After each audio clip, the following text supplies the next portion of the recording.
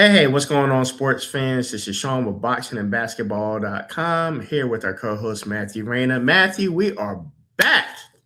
Hey, How we've does it had feel?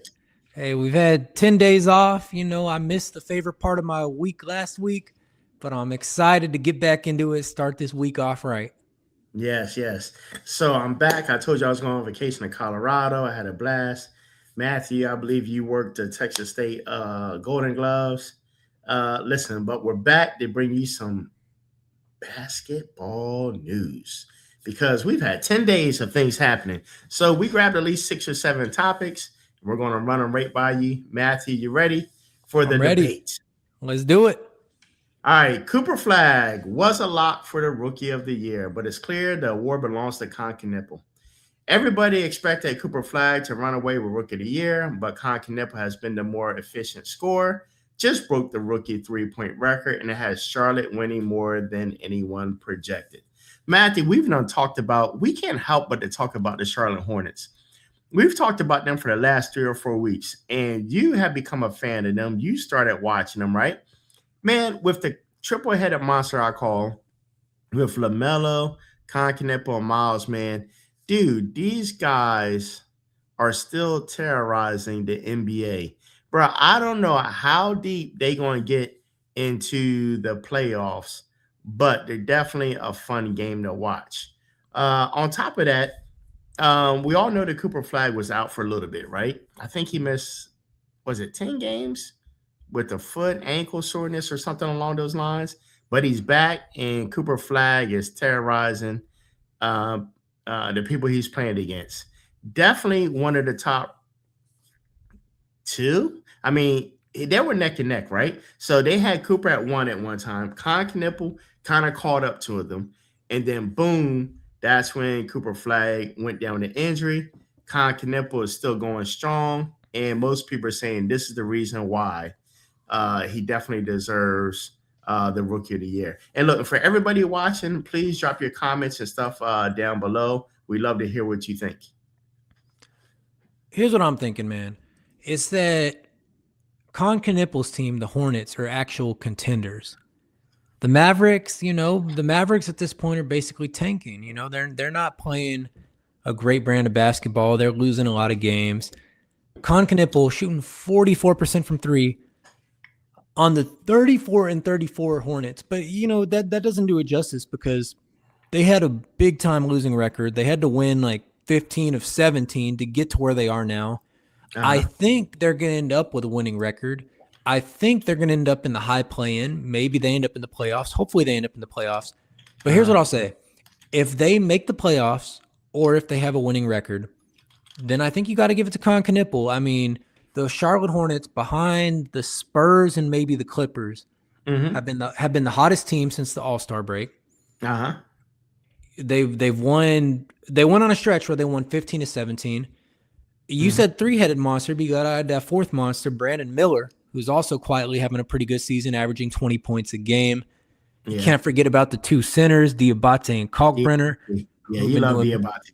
Hey, I love what I see from the Moose because he's with these shooters. He's with these young, fast shooters that run the floor, and he's running it with them. So when you got a big man like Moose, you got to reward him. You got to give him some post touches because he's running the floor with these shooters, with LaMelo, with Miller, with Miles Bridges, and Kalkbrenner too. I mean, Kalkbrenner, I don't know how many times I got to say it, but he's played 55 games this year, so it's no small sample size, and he's shooting 74% from the field.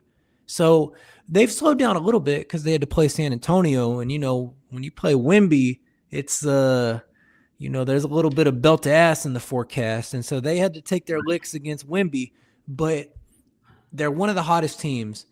And why are they such a hot team?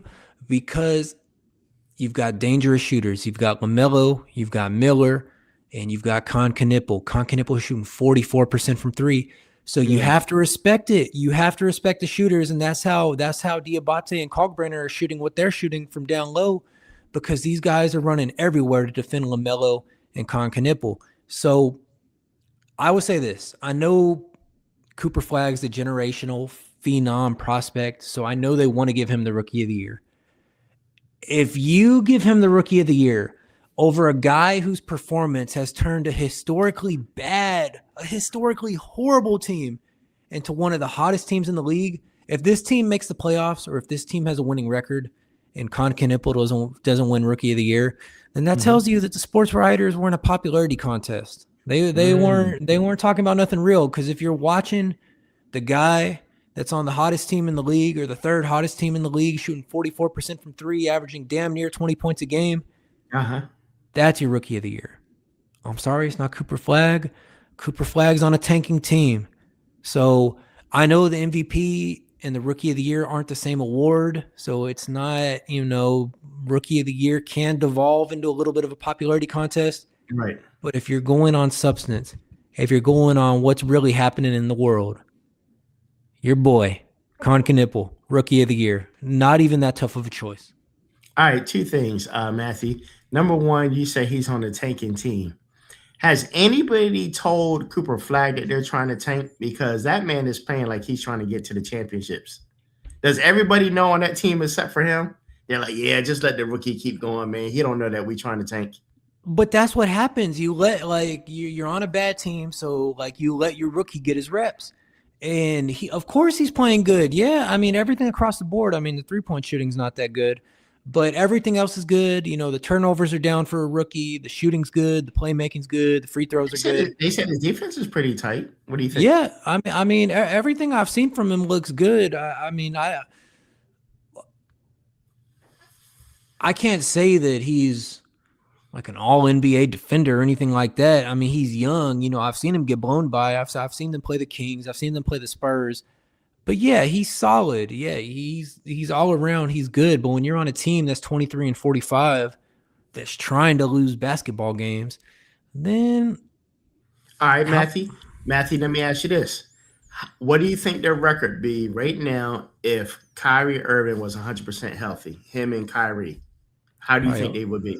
If they're 23-45 right now, probably what's that, 23-45, 68 games, they would probably be with, let's say Kyrie's played 60 games, they would have a winning record for sure. Do you think Kyrie would make that much of a difference? Kyrie's a great player, man. You put a great player like that. I mean, unless Kyrie had some kind of meltdown and started rambling about political issues and getting suspended.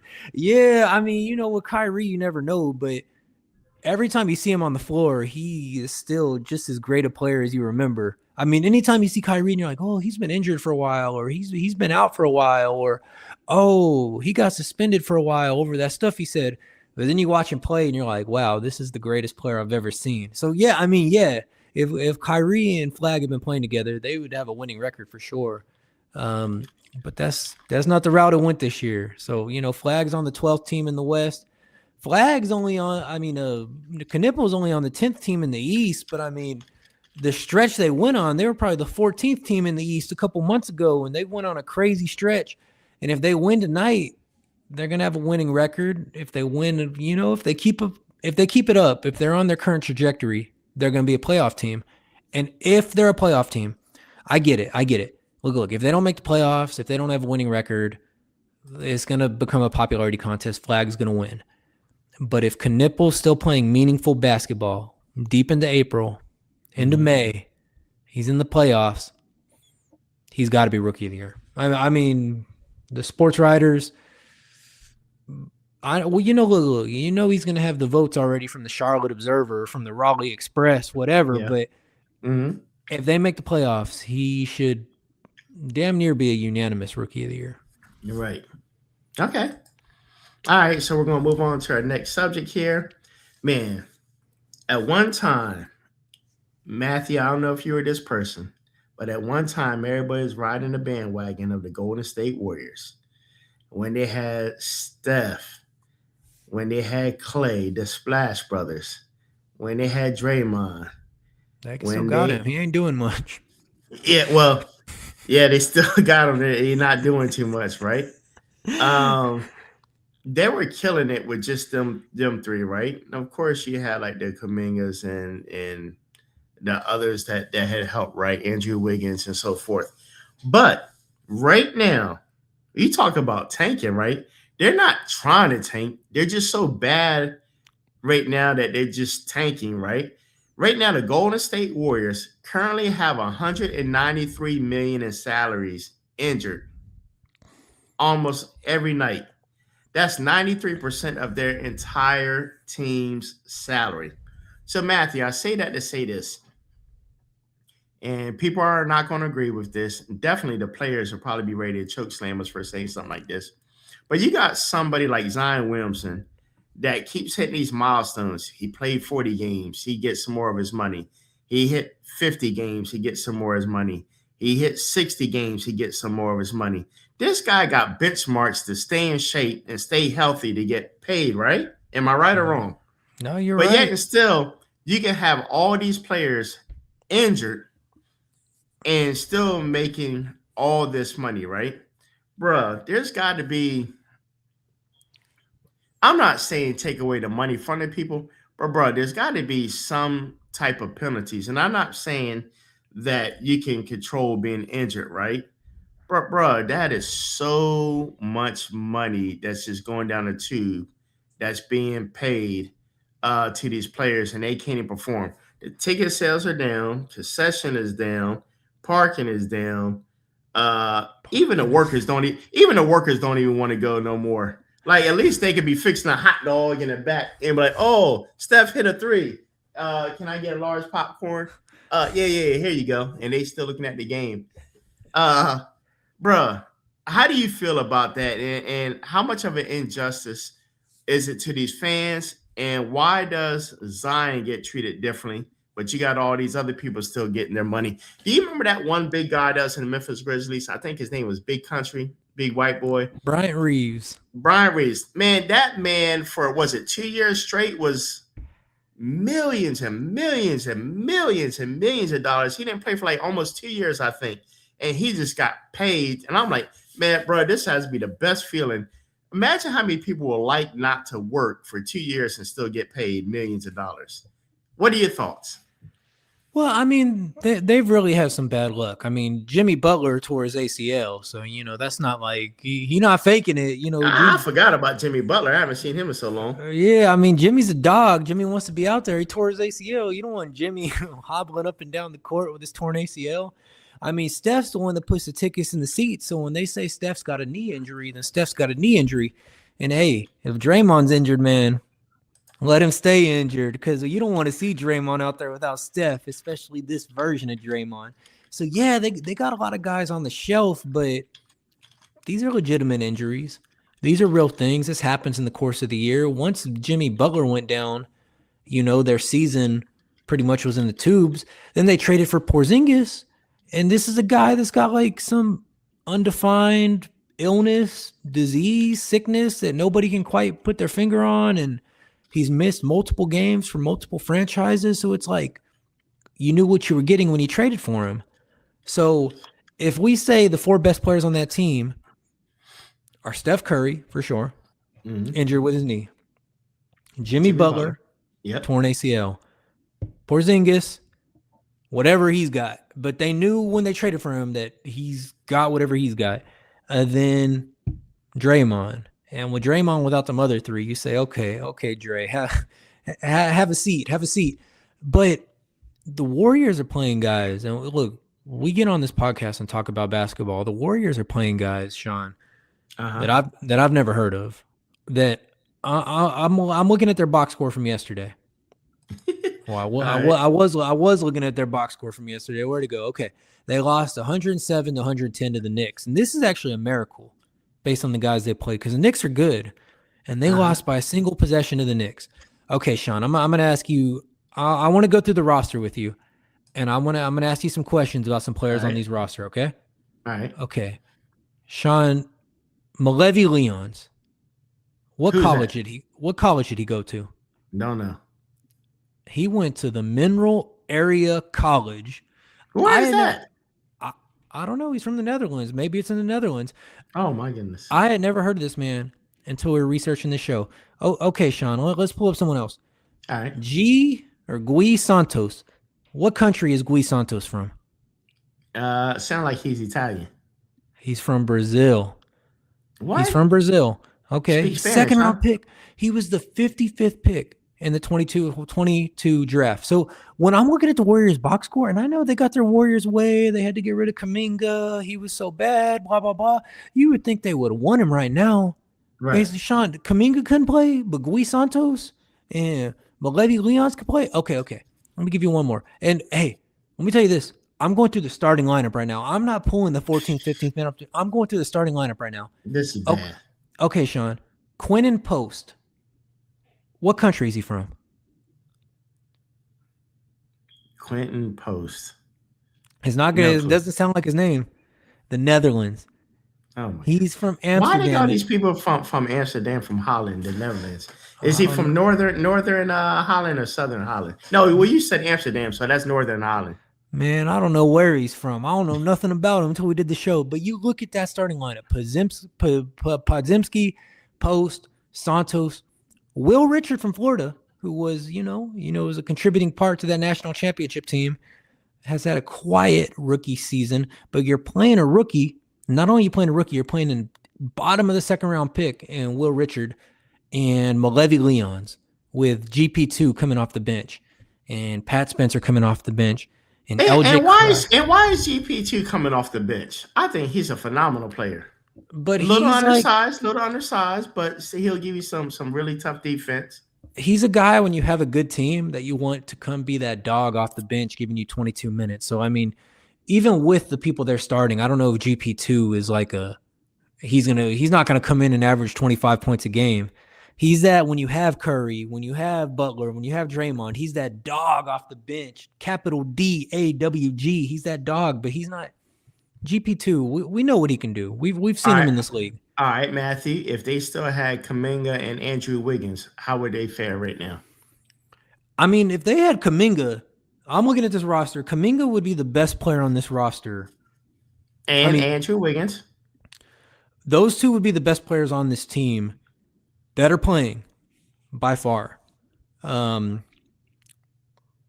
at this point, if you're running out this roster for the Warriors, you might as well just start tanking because that starting lineup of Leons, Richard, Santos, Post, and Podziemski,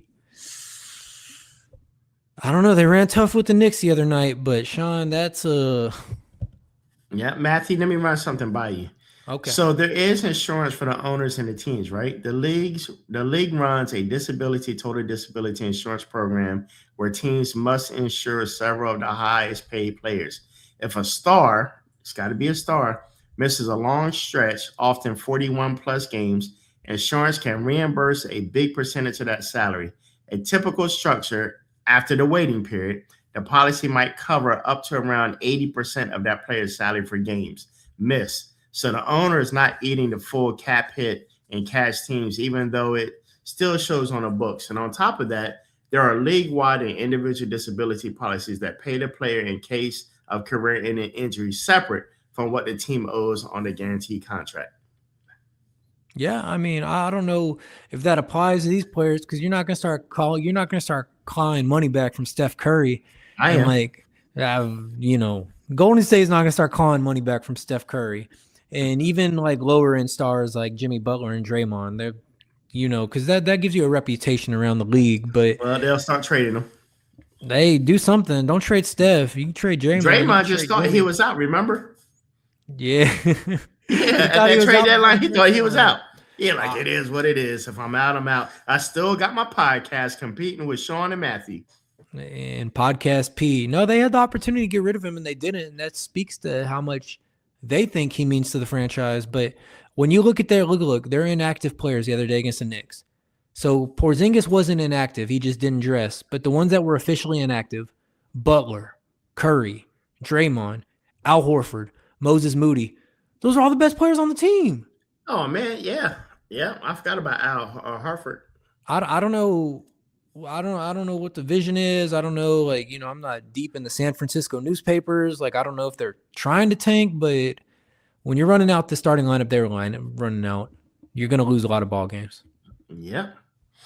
All right, Matthew, we're going to move on to your player, the person that you love. Russell Westbrook now has 209 triple doubles, the most in NBA history.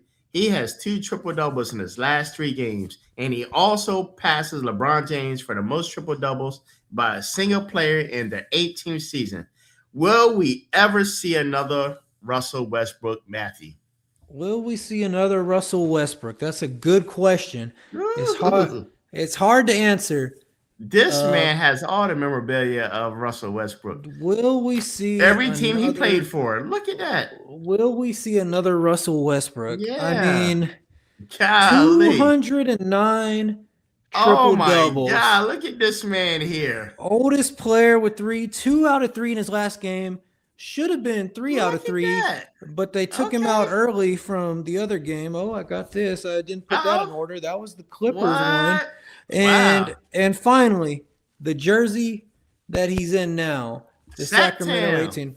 So he is 2 out of 3. He really should have been 3 out of 3 because they had some random run with the rookies in that middle game where the rookies played the whole fourth quarter and Russ sat on the bench with 16, 9, and 8. He's incredible. He's a force of nature. Now, we know he's got the weaknesses in his game. We know his shooting is streaky. We know sometimes he gets carried away, but he starts making good pass after good pass, and we know sometimes he can get carried away, throw one out of bounds. We know his free throw shooting is weird, where he'll make 6 in a row, then he'll miss 6 in a row. We know the ups and downs, but to see this guy, 37 years old, on a terrible team, the Kings, that are playing with players you've never heard of, and he's making stars out of them, man. Maxi Reynaud has been one of the hottest rookies in the league. Maxi Reynaud, I'm almost sure, will make an all-rookie team. This was a guy that wasn't expected to play at the beginning of this year, and you look at how many of the Maxi Reynaud buckets have been assisted by Sacktown Westbrook, 37 years old, 4th in the league in triple doubles with 6 of them, averaging 15, 7, and 6. When they said this, hey, Sean, they said he was done. They said he didn't deserve to be in the league. They called him a Rudy Poo. And what's he do? 15, 7, and 6. You ain't getting in fights. You see him trying to get in fights the other day. He always in somebody's face. He's in Chris Dunn's face. He's telling Chris Dunn. Chris Dunn tries to get in his face every time. He's saying, Chris Dunn, who are you? We've never heard of you. He looked at the back of Chris Dunn's jersey. He said, who is this talking to me? I'm an MVP. I'm a 9-time All-Star. I'm a steals champ. I'm an assist champ. I'm a points champ. And Chris Dunn, Mr. 7 points a game, 7 PPG, wants to talk to me and tell me about what I've done in this league. Nah, he's still got that dog in him, and he's still completely got. And it's a shame. You know what? There were too many egos involved because he should still be in Denver right now.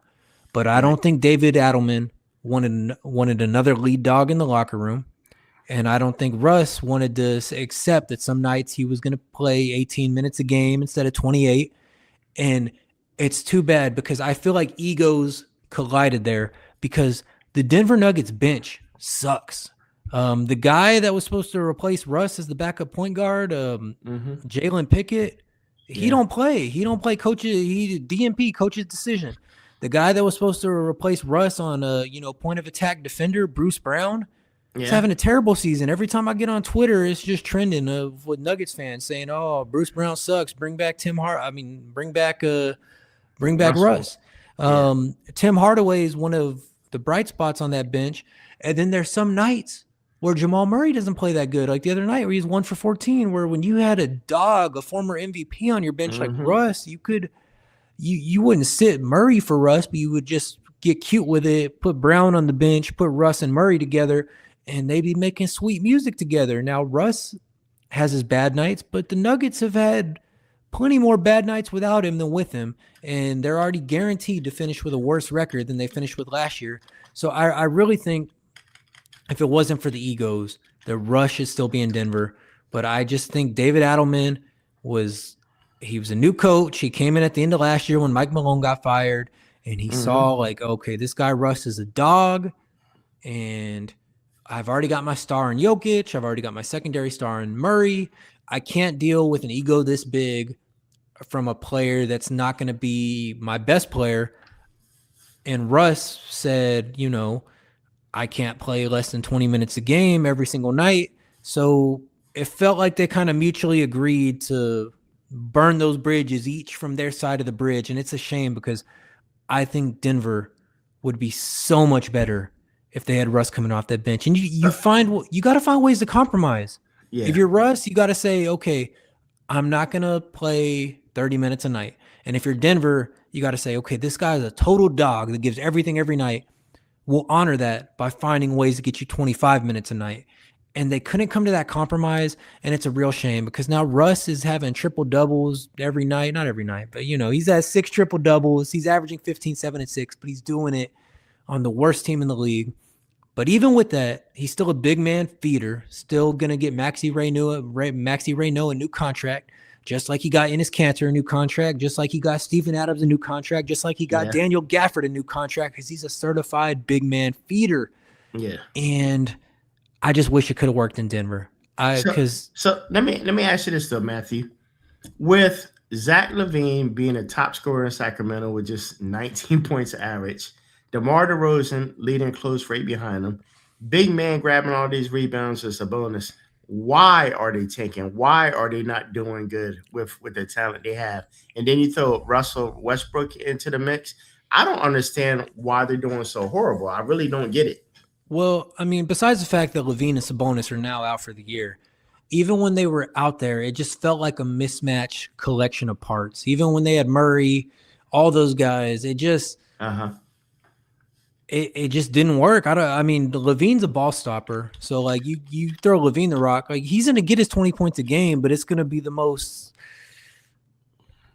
I don't want to say inefficient because I think he shoots high, but it just seems like it's outside the flow of the game. He's kind of got that MPJ energy, where you swing that rock and it's not getting swung back to you once it hits LaVine's hands. DeMar isn't selfish. I don't think anyone would say he's a selfish player. He's a supportive teammate, but he's also, there's going to be so many isolation possessions the whole time. But then you have players like DeMar and players like Westbrook that don't necessarily shoot the three at the highest clip. And you pair them together in the same starting lineup, it can get a little clunky. Then you add Sabonis, who doesn't shoot the three that good and has also just not looked like it looks, well, whether it's injury or he's hit his peak, he hasn't looked like the guy from the Beam team with De'Aaron Fox. So it's just an odd collection of parts. And maybe they would all benefit from being the third best player on another team. Sabonis probably the second best player. DeMar at this point stage of his career probably the third best player. LaVine get in where he can fit in, and Westbrook probably the third best player, maybe the fourth best player, but probably a player that comes off the bench at this point of his career. I think he had a perfect role behind Murray last year and still closing a certain amount of games. It's just an odd collection of parts. Maybe big names for the sake of big names, and it never worked. It never worked from the start. I mean, they were projected to finish last. They are finishing last. I just wish it could have worked in Denver for Russ, because I think that was Russ's last opportunity to get that ring, which he so thoroughly deserves. So think about it. If they put Westbrook on the bench consistently, right, this man can win another title, 6-man off the bench. And I think that was the vision in Denver, and it won them a playoff series. It certainly won them a playoff series against the Clippers because Russ balled his ass off against the Clippers, and when they left him wide open from three, he was making his threes. It was a little clunkier in the following series against OKC, but OKC was the champs. And I just think they had a bad taste on their mouth after losing that series to OKC. And for whatever reason, the body language I got between Adelman and Russ is that Adelman did not want Russ in his locker room. Because I just think, so maybe the same reason KD didn't want to play with Russ, because when Russ is in that locker room, you're not going to be the lead dog. It's going to be Russ. And I don't think everybody can deal with that. And especially at this stage of Russ's career, I think a coach like Adelman or even like Tyronn Lue and the Clippers, like they say, no, there's only room for one lead dog in this locker room. And if I'm not going to be it, then it's going to be my star player. It's not going to be my third or fourth best player. So, Russ has had an interesting odyssey, but, he's still in the league. He's still balling, and that's more than a lot of people said. Yeah. Well, man, he still broke records, 209 triple-doubles. The man is still breaking records. He's still doing great. And as we all know, this is Matthew's number one guy. Look at that, Sacktown. All right, Matthew, we're going to move on to the next subject. This is the one we talked about briefly. Joel Embiid has played 485 games. Reports are saying that he's also missed 485 games. I tried to do some more research on that website. What was that website? Like some kind of reference stat website you gave me. Basketball Uh, reference. yeah, basketball reference. The most accurate I can get is he missed a little over 400, right? But that's still bad. This man is almost at 500 percent. Dude, to play almost 500 games and almost miss close to 500, that's kind of ridiculous, man. And I've told you before, and I'm going to say it again. Tyrese Maxey, this is his team. Maxey is leading Philly in scoring at about 29 points and 7 dimes a night. And Embiid is still roughly about 27 with 8, better efficiency and elite free throw numbers. So it's really turned into more of a 1A, 1B situation than a clear hierarchy. But if I had to choose, and it's based on consistency, staying healthy, I'm going to choose Tyrese Maxey over Joel Embiid every day. What are your thoughts? Man, you gonna hate on that man Joel Embiid on his birthday. Happy birthday, Joel Embiid. I'm sorry, Sean got so much mean things to say about you on your birthday. On your birthday, it's still your team. On your birthday, no, it ain't. you are 1A on your birthday. March 16th. Happy 32nd birthday, Joel Embiid. I'm 32. Welcome to 32, Joel. First of all, ignore everything Sean said. But in all seriousness, it's a real shame how many games he's missed this year, because that team's built to be a contender in theory. When you got Maxey and Embiid, a modern day 3-point era version of Shaq and Kobe. Now, a lesser version. I don't want to be disrespectful to the greats, but a modern day poor man's version of Shaq and Kobe. Big man, little man, pick and roll, run it. And you got a guy like Maxey that can take over a game even without you, but you're the most dominant big man when you play. Although, Jokic, I think, is better than Embiid, but I would say Embiid's more dominant in terms of what he can get at the rim and also just drawing contact every time. Now, some people say he flops a little. I'm not gonna comment on that. But even with this injury-riddled, broken version of himself, he's still averaging 27 and 8. The numbers still look good, but 33 games isn't going to do it, especially missing the last 9 games. And now the Philadelphia 76ers have went from perennial contenders to barely in the playoff game. I remember when Russ was on the Wizards were the 8 seed, and we had to play the beast, the dominant 1 seed Philadelphia 76ers. They won that series. Then they lost, I believe, to the Hawks in the next round, and they've never quite been the same, because then we had Ben Simmons flame out. Embiid's injuries have come back in full force. Didn't quite work with Harden, the playoffs and Harden, how that goes. Now you got your young star in Maxey, but Embiid can't stay on the floor. Paul George was on that good stuff. I don't think we know officially what it is, but he lost 25 games. I don't know if that was performance enhancing or if that was recreational enhancing, but we lost Paul George for 25 games. But in theory, when you got a roster with Maxey, Embiid, Paul George, even this version of Paul George, because Paul George, I know, is starting to be on the little more wash side, but if you could go into a lab and build the perfect basketball player. He's been like that for the last 5 years to me. But no, it ain't even the last 5 years. It certainly ain't the last 5 years. But if you could go into a lab and build the perfect basketball player with a Kyrie handle, but with a brilliant shot, but 6'9", you would build Paul George every time. In theory, I'm saying in theory, with the handle, with the shot, with the size, with the defense. If you were in a lab building a perfect basketball player, you would just keep spitting out Paul George. You're like, is this thing fucking broken? I just keep spitting out Paul George. I said perfect basketball player, but he's got all the dimensions to be a perfect basketball player. But so he's more washed than he was last year. He's hurt. Well, he's not hurt. He's just losing games to the steroids or the good stuff. We don't know. Then you've got VJ Edgecombe, your young rim runner, who's having a surprising rookie season. But it hasn't worked out because Embiid's injured, Paul George is gone, so Maxey's having to play the most minutes in the league just to salvage his season, just to be in the playoffs. So if you're the Sixers, it's kind of a disappointment. but just enjoy watching Maxey ball out every night. And if Embiid stays injured, and if we have to deal with this for yet another season, then I think you're right. Maxey surpasses him as the 1A. And at some point, you got to start trying to think about salvaging Embiid for parts. If he's 32 and he's staying injured, at some point you got to do it. And it's a shame to see because I think he had potential to be one of the most dominant big men of all time. Yeah. Yep, absolutely. All right, Matthew, moving on.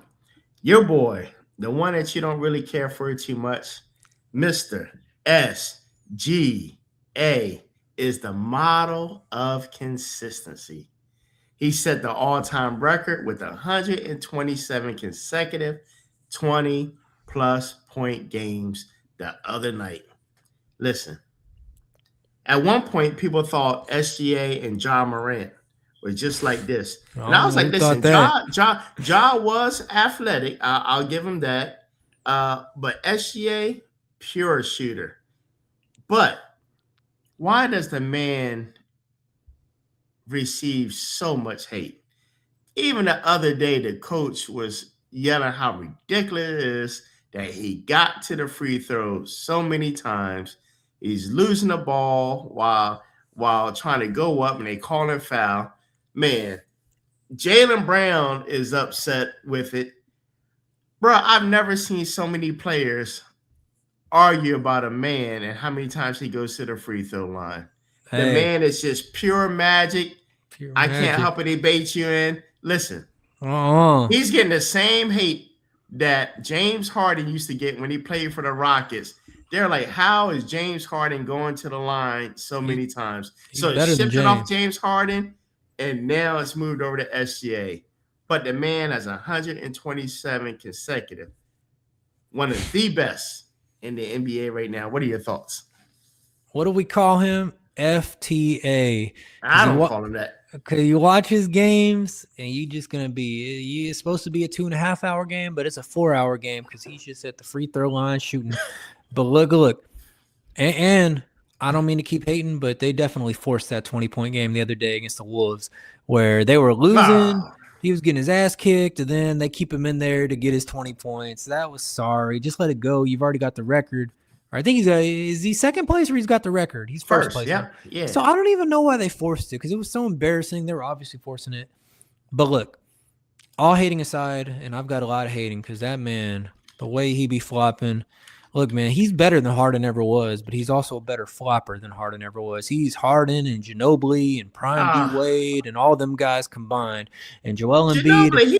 For your San Antonio Spurs. Look, man, I love Ginobili and I love D Wade, but for me to be intellectually honest, I have to admit that flopping started with them guys, with D Wade shooting 20 free throws a night in the 2006 playoffs, and Ginobili, his whole career is you could do the highlights of Ginobili or you could do the flopping highlights. They're two different things, but they're both hour-long videos. So, but FTA has got the market cornered on flopping because at least Ginobili and D Wade were going to the rack and actually falling down on hard-ass layup or dunk attempts. SGA, he does that thing where he shoots the mid-range and contorts his body and makes his little facial expression and falls down and 2 free throws. But he did get his record. And OKC is the best team in the league, number 1. And until somebody beats them, they're the top dog. I don't think anyone in the East is better than OKC. I think the Spurs have a legitimate argument that they're a contender to the throne, but you gotta beat the champ to be the champ. So they haven't beat they're 3-1 in the regular season, but that's a whole different ballgame from the playoffs. So SGA is the defending MVP. He's the defending champion. He hit that big shot to beat the Nuggets the other day against the person who's number 2 in the MVP race, Jokic. So despite all my hating, I mean, SGA is clearly the MVP. He's clearly the best player on the best team. His stats look beautiful. I mean, you just look at the numbers. Beautiful. To be a guard, shooting 55% from the 55 as a guard. Yes. 50. So that's right. I mean, that's crazy. 55%, 39 from 3, 89 from the free throw. But let me get my hating joint back. 55 because the ones he misses, he flops. So those don't count Ah, as misses because he falls on the ground after. boo. But he is the MVP, and as all the pundits have gathered around the consensus, when he hit that game-winning shot against the Nuggets the other day, he officially proclaimed himself as the best player in the world over Yes. Jokic. I buy all Yep. that. I buy him as the best player in the world. I buy him as the MVP. I buy him as being on the best team, but I also buy him as a flopper. And Ah. but hey, I'm not hating because I'm being honest. I'm an MVP, best player, little bit of a flopper, but that's okay. Good job on the record, All right. SGA. Who's the biggest flopper? SGA or LeBron James? Man, LeBron's is different. LeBron's more of an arguer than a flopper. He's the LeBron, only 270-pound big man, 6'10", that gets knocked down by something like SGA and look at the ref. Did you see SGA knock me down? but I him mean, and bro, he's Luca, 100 pounds away. just take turns just getting up and yelling at the ref. So I mean, LeBron, when he's like locked in, like 16, 17 finals, like I mean, he's going to the rack hard, he's fierce, he's mean. But now that he's slowing down, he just wants to argue with the ref. But you know what? He's an old man now. He's 41. So if LeBron wants to yell at the crowd and yell at the ref, then let it be. That's all I say. He's done enough for the league. He can yell at his ref all he wants. All right. Well, Matthew, we're going to move on to the next subject, but we're going to feed into it by what we just talked about. We just talked about SGA, 127, 20-plus point games. Broke the man's record of Wilt Chamberlain, and nothing was said. Everybody was like, congratulations. But then come the next night or the other night, and Bam Adebayo's broke Wilt. Well, he didn't break. He broke Kobe Bryant's, but he darn near almost caught up to Wilt Chamberlain. Wilt Chamberlain's record was on the line the other night. But let's look at Bam Adebayo's accolades at just 28 years old. The most points ever in a televised game, 83, and that's because Wilt wasn't televised. So somebody saying, we don't even know if he really did 100. We're just going off what everybody said. The most free throws made in the game. He got 100. There's witnesses. Yeah, that's what they say. Yeah, no, he witnesses. got 100. If it's not on TV, nobody can see for themselves. He got 100. Listen, he has the most free throws made in the game, 36. The highest scoring game in franchise history. He's a 3 times NBA All-Star, 5 times All-Defensive Team, 2-time Olympic gold medalist, the youngest Heat All-Star, second Heat player in history to have 10,000 points, future Hall of Famer after what he did the other night. Why is Bam getting so much hate? It's just the nature of the beast. It's like people doing what we're doing, just having to fill opinions every night, every morning on ESPN, on Fox Sports. Matthew, you just realized, you know what you realized? You just realized that all those haters were Kobe fans. Well, what I would say for the Kobe fans is that Kobe had an ethical 81 with fewer free throws, more jump shots, and a more competitive game against a more competitive team. But Wilt's 100 is similar to Bam's 83 in the sense that everything I've read in the historical record about Wilt's 100 is they were fouling at the end of the game. They were fouling the other team to get the ball back for Wilt. They were forcing the ball to Wilt. Wilt's 100-point game and Bam's 83-point game, at least the last 5 minutes of Bam's 83-point game, played out in very similar ways. I mean, Wilt shot 32 free throws in his 100-point game. They were fouling to extend the game. Everybody knew what was going on. And Pablo Torre on his podcast did a great episode about the Wilt 100-point game and interviewed, I don't think he interviewed any firsthand sources, but secondhand sources that were very familiar with firsthand sources. And I think there was one player on the Knicks he interviewed, but everybody said it was kind of like, oh, okay, this guy's going for 100 tonight. This is bullshit. This is an overmatched team that they ended up beating by 22. I was gonna say 30. They ended up beating them by 22. It was the Knicks they played that night. The Knicks sucked. They had a 27-46 record. The game was played in Hershey, Pennsylvania for some reason. Some special event night. Wilt and Bam's 100 point and 83-point game are very similar. The only true just dog it out, because people forget the Lakers were losing coming into the fourth quarter against the Raptors, or they were losing coming into the second half and it was still tight coming into the fourth, but it was a competitive game until Kobe busted it open. But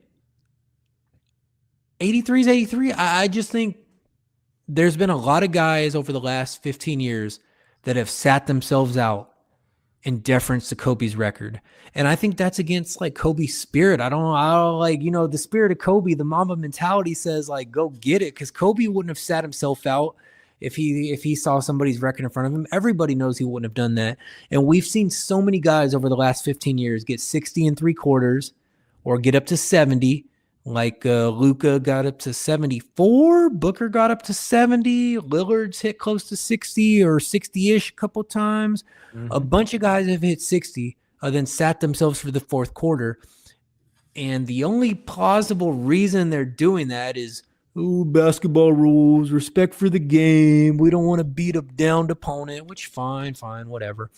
And the only other reason is that they're showing deference to Kobe because we know the current generation of basketball players admires Kobe more than they admire Jordan and more than they admire LeBron. I mean, I think those two guys are so far and away the best players. But among current basketball players, you'll hear a lot of people say Kobe's their GOAT. So, we know he's well respected among current basketball players. And I think it's just been too long. Kobe got his record in 2006. And I think we've seen, ever since Kobe retired or towards the later end of Kobe's career, we've seen guys come close and sit themselves out of deference to Kobe. And I'm just glad someone finally did it. And it doesn't matter to me if they were playing the Wizards. It doesn't matter to me if it was a blowout. It doesn't matter to me they played the free throw game. I'm just glad somebody finally did it because we've had maybe 5 to 10 people that have been close enough to possibly get it. And I think it was about time for 81 to fall. It feels about right. Now, if you give me 50 guesses, I wouldn't have said Bam Adebayo, but shout out Bam. And if it's so easy for these other guys to go get 83, and go get 83. All right, Matthew, here's the top 10.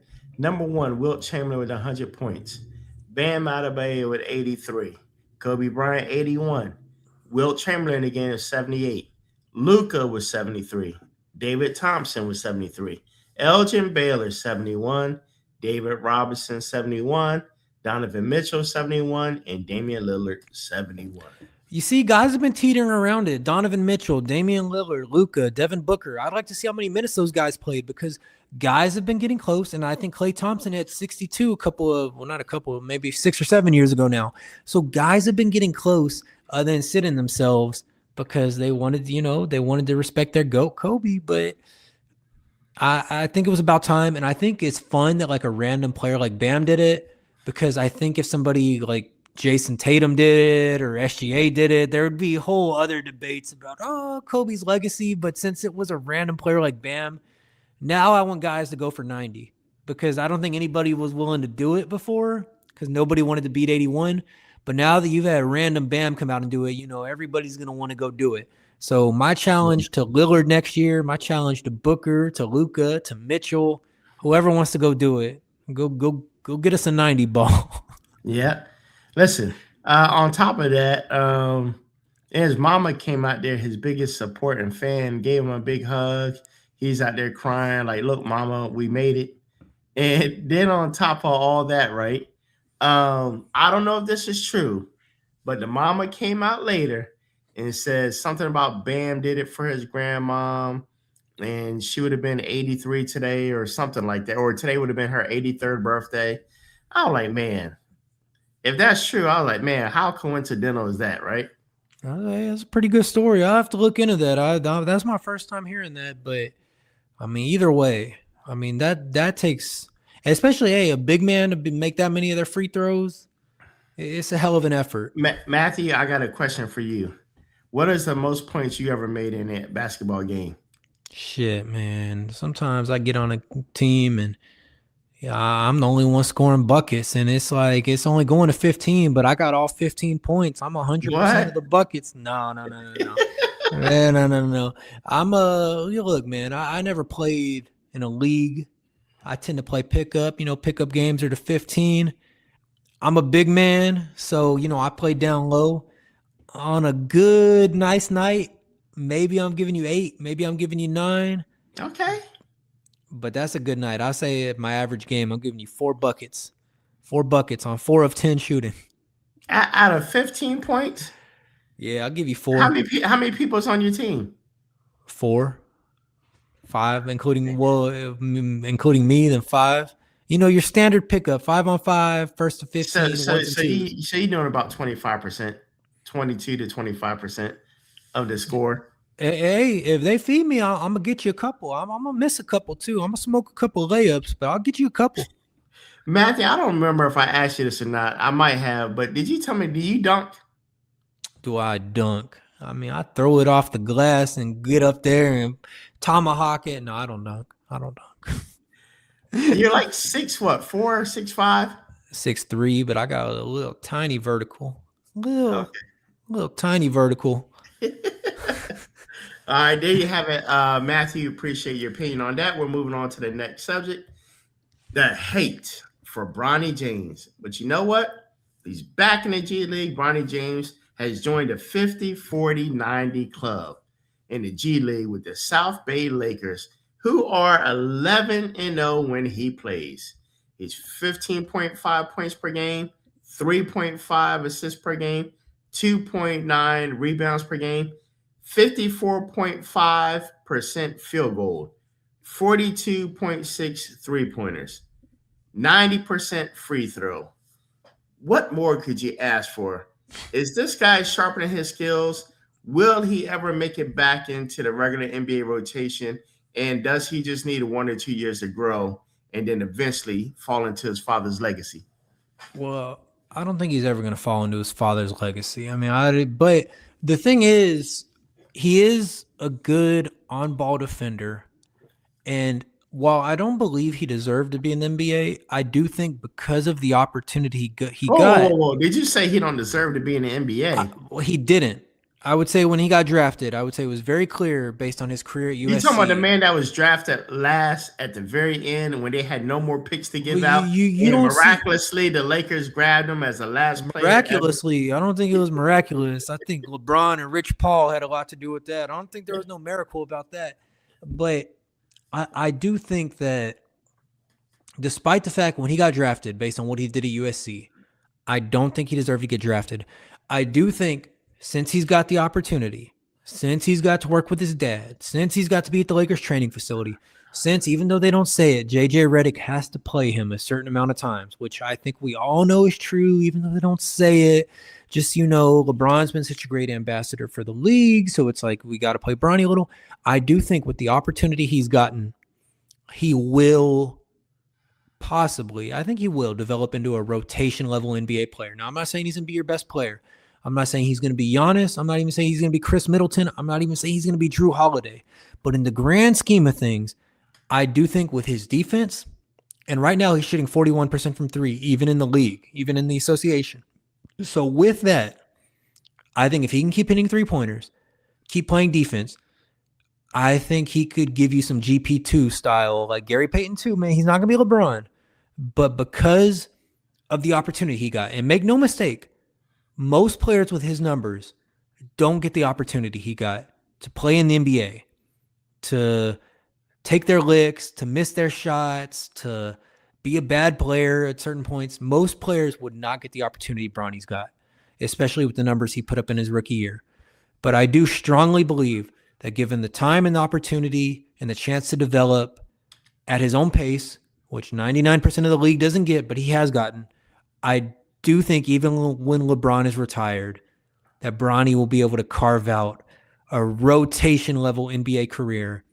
And good for him, because, people say silver spoon, spoiled rich kid, blah, blah, blah. But I don't think we see any of that. When I see Bronny talk to the press, when I see Bronny do interviews, he seems like a well-adjusted kid.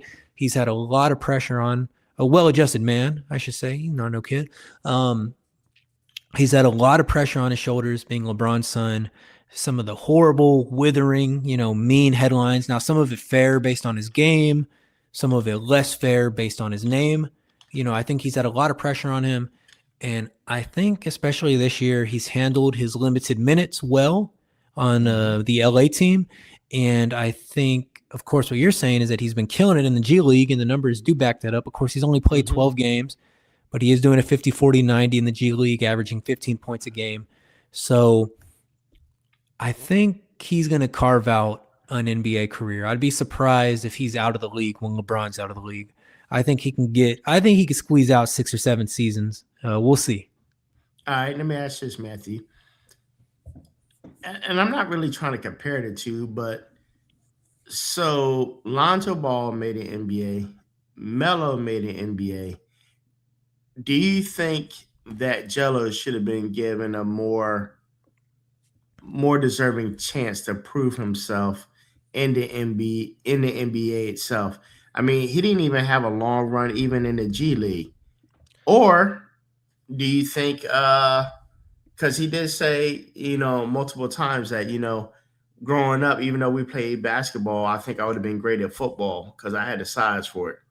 Shouldn't Jello have been given more of a chance? I mean, he did it to himself. I mean, nobody thought he was the prospect his brothers were in college. Although LaMelo was such a weird one because the way LeVar did him, taking him from high school to Lithuania. Yeah, I mean that was weird, but it worked. Lonzo, yeah, I mean it worked because of the skill that LaMelo has. I mean, LaMelo has a lot of bad habits that are interesting to watch just because he's just such a mesmerizing player. And I don't think LiAngelo is that kind of player. Whereas Lonzo was brought up the traditional way, Chino Hills, UCLA, the league. Yeah. And he was legit a generational prospect. And although it hasn't worked out for him, I think a lot of that's due to injuries. I think Lonzo is a legit NBA point guard.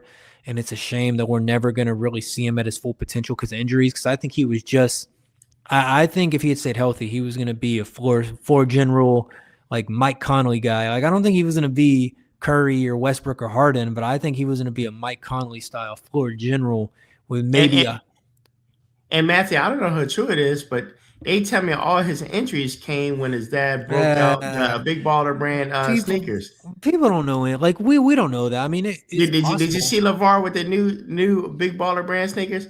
It's some kind of new. What does Nike have?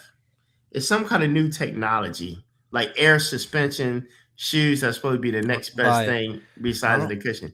You don't have no Big Baller brand sneakers? I don't got none. I got a bunch of Westbrook jerseys over here, but I don't got no Big Baller brand sneakers. You must have some Yeezys.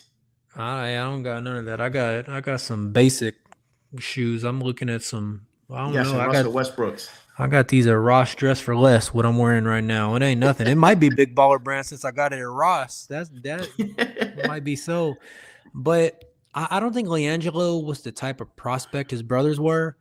And then he messed up his own development because he got kicked off of UCLA because he was stealing stuff when they were on the China tour. So I think if he wants to look and think why he didn't make it in the league, you'd probably look at, I wasn't that good of a prospect to begin with. And then I got kicked off my college team for stealing. And then he said it himself when he was on the G League team, he didn't want to be there. So it sounds like he wanted to be gifted a spot in the league based on who his brothers were. And it just didn't work out for him. He's a good rapper, though. Yeah, I don't know. I think that kind of sizzled out a little bit myself. Hey, he had that one song. Come on. Yeah. All right, so moving on to that corner. Whoa. Oh, Matthew knows it.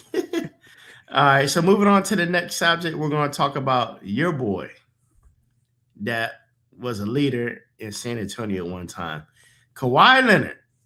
Last Wednesday, during that win, he had 45 points, 5 rebounds, 5 assists, 2 steals, 6 3-pointers, 15 to 20 field goals, 9 to 10 free throw. That man was plus 41 plus minus. Clippers are the first team in NBA history, Matthew, with a record above 500 after previously being 15 games under 500 in the same season.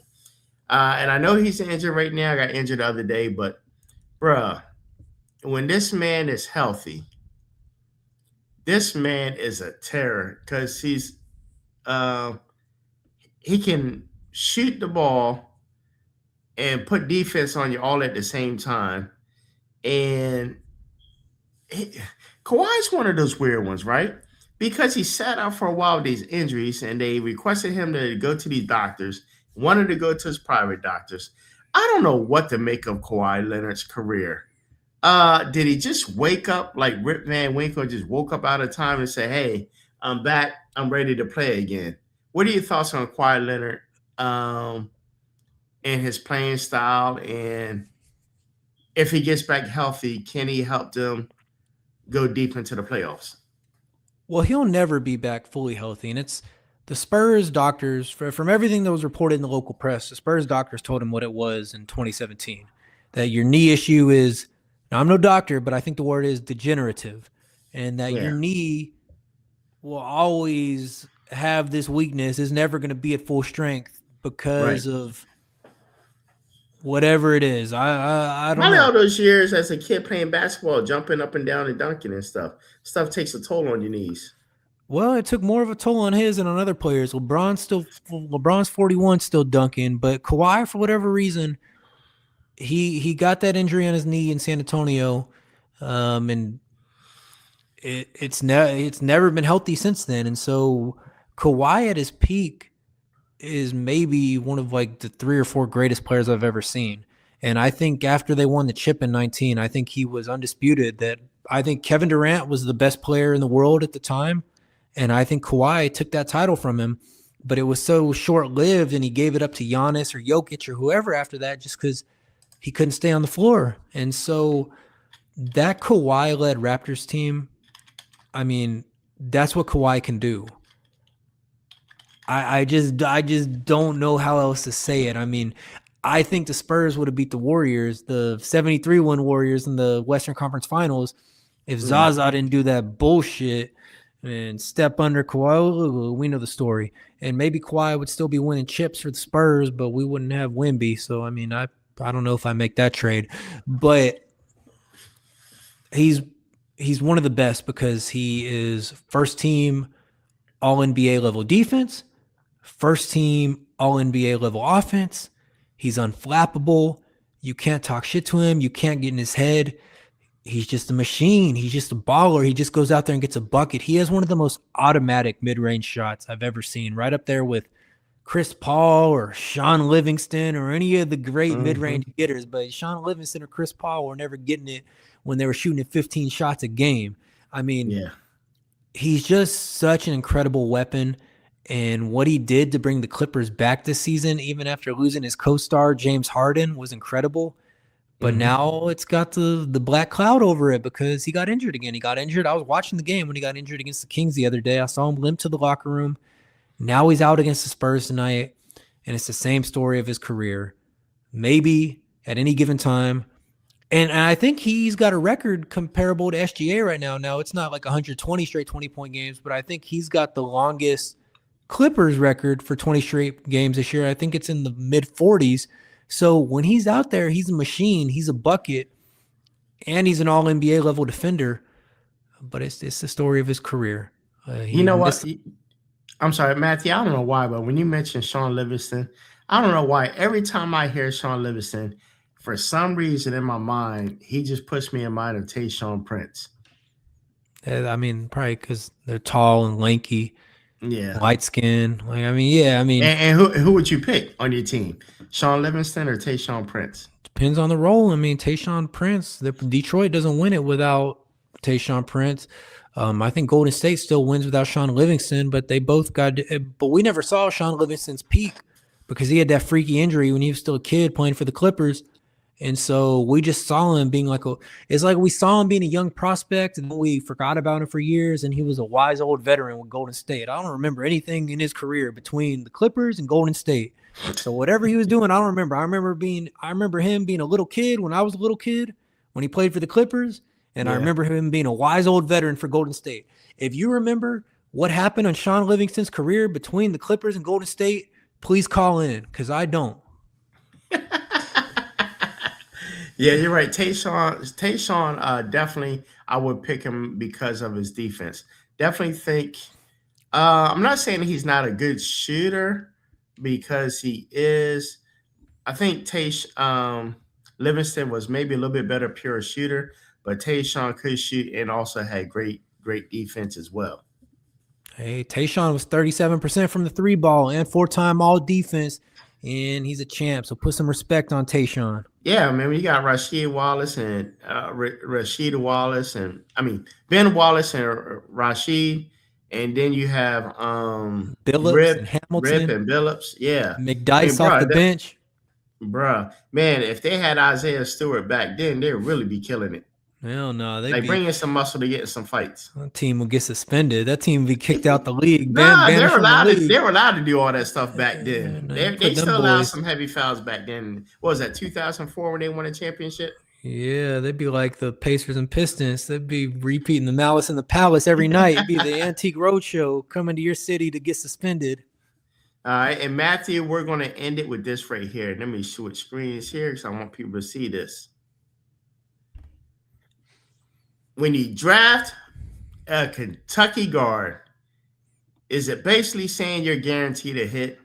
Matthew, look at these guards from Kentucky. Yeah. Devin Booker, great guard. Robert, okay. De'Aaron Fox, great. You got time. SGA, yes. FTA. Tyler Hero, yes. Tyrese Maxey, of course. Malik Monk, still a great player. Jamal Murray, yes. Emmanuel Quickly, okay. Shaden Sharp, Reed, definitely doing good, but he's not a starter. And who was that? Who was that last one? Kason Wallace. Wallace. Okay. The chat was in the way, so I couldn't see it. Yeah. He was on the bench in OKC last time I saw him. He's still with them. Yeah. He don't get to play that much, but I mean, he having a quiet, good year in his little spot minutes off the bench. 6-man for OKC. Oh shit! I'm tripping. He's not a 6-man. He a starter. Oh, man. Whoops. Yeah, starter. He's a starter. I don't know. You don't really hear about Kason Wallace, but look.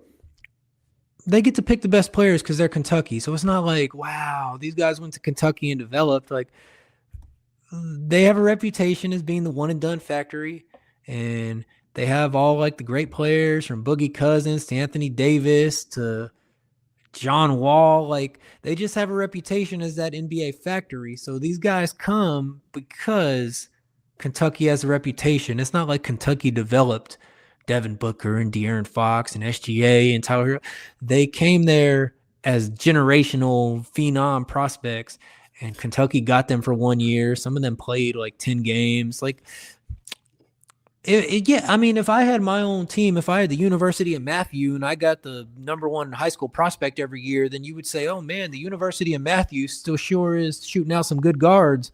But, it's not, I don't think they're being developed in Kentucky. I think Kentucky is getting the cream of the crop every year, but I don't know. I mean, I wonder what makes people to even want to go to Kentucky.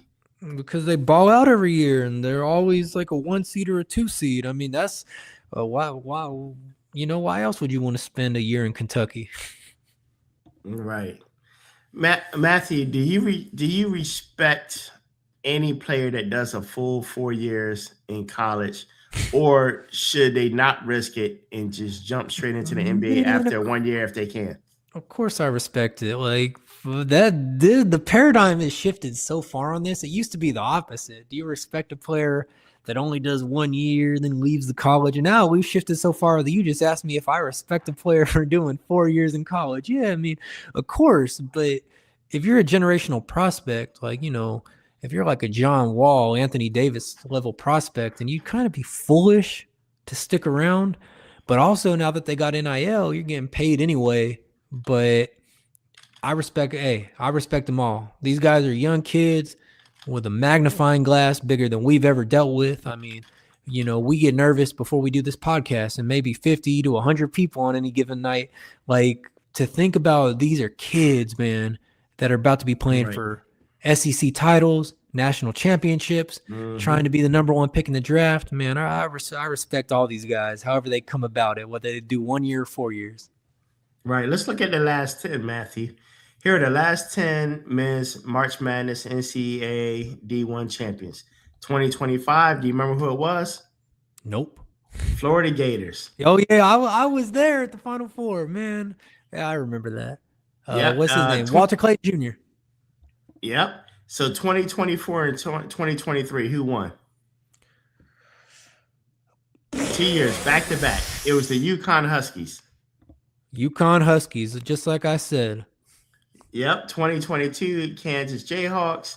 2021 Baylor Bills. Bears. 2020. Yep. 2020. There's no championship because of COVID. 2019. I know 2019. Don't say. All right. What was it? Virginia Cavaliers. Yep. 2018. Villanova. Yeah. Wow. Okay. Yep. 2017. Villanova again. Nope. North Carolina Tar Heels. And 2016, the last one. Don't know. Villanova Wildcats. You're close. Villanova was almost back to back, but North Carolina Tar Heels won in 2017. Bro, some of those Villanova teams, you look at those rosters, those are all NBA players. That was like the NBA Villanova teams. I remember because I like watching Texas Tech some years when they're good. And I remember we had to play Villanova in 2018. And I said, man, we are not beating this team. This is like an NBA team. And if you look at their roster now with Brunson and Bridges and all of them guys, like that 2018 Villanova team is the closest we've ever had to an NBA team playing college basketball. Yeah, absolutely. All right, well, there you have it, fans, man. We appreciate y'all checking us out. We're back after a week off vacation, but we're back. And please make sure you check us out this Thursday. We'll be back with more NBA news. Matthew, what do you want to say to the fans in closing? My guy's still getting triple doubles. Year 18. Shout out that boy Russ. There you have. Oh, real quick, tell everybody how did he get the nickname Brody and where did it come from and why did they call him that? He just says that. He just said that. And you know what? It grows on you because I used to hate when I would hear Brody. When I'd hear people say that, I would think it sounded like some frat boy stuff. But it grows on you because you got a guy like Russ with aura. He can kind of sell that word. So now even I call people Brody, and I used to hate that word. So shout out to Brody, Mr. Triple Double. There you have it. Hey, listen, make sure y'all like, subscribe, share our content. Man, we appreciate the hits that you've been giving us. Hey, and on our Instagram, help us get to 1,000. We're close on there. Till next time, me and Matthew, we signing out. Peace.